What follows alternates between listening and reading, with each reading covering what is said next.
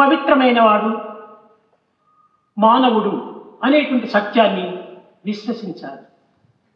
You should believe that man is essentially a sacred being.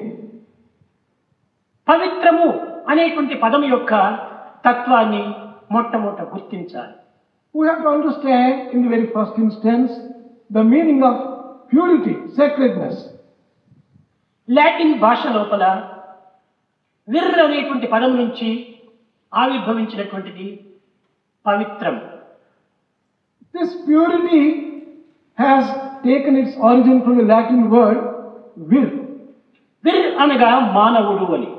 Vir means man. పవిత్రమైన వాడు మానవుడు అని దీని అంతరార్థం. The inner meaning of this is man is basically pure one. ఇట్టి పవిత్రమైన మానవుడి నుండి వెలువడేటువంటి తలంపులంతా పవిత్రమైనటువంటివిగా ఉండాలి.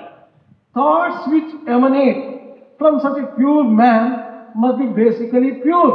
పవిత్రమైన మానవుడి నుండి వెలువడేటువంటి వాక్కులు కూడా పవిత్రమైనవిగా ఉండాలి. The words which flow from such a man must also be pure. పవిత్రమైన మానవుడి నుండి చేయబడేటువంటి చేతలన్నీ కూడా పవిత్రమైనవిగా ఉండాలి. All the deeds and actions of such a man must also be pure.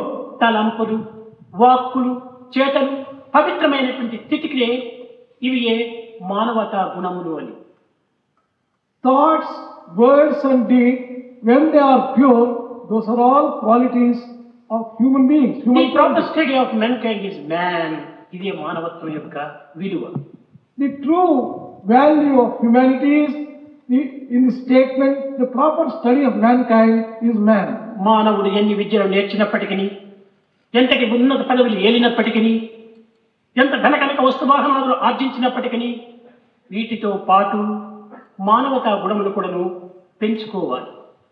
Man may earn any amount of education, may occupy positions of importance, may command wealth and prosperity, but along with it, he should have human qualities.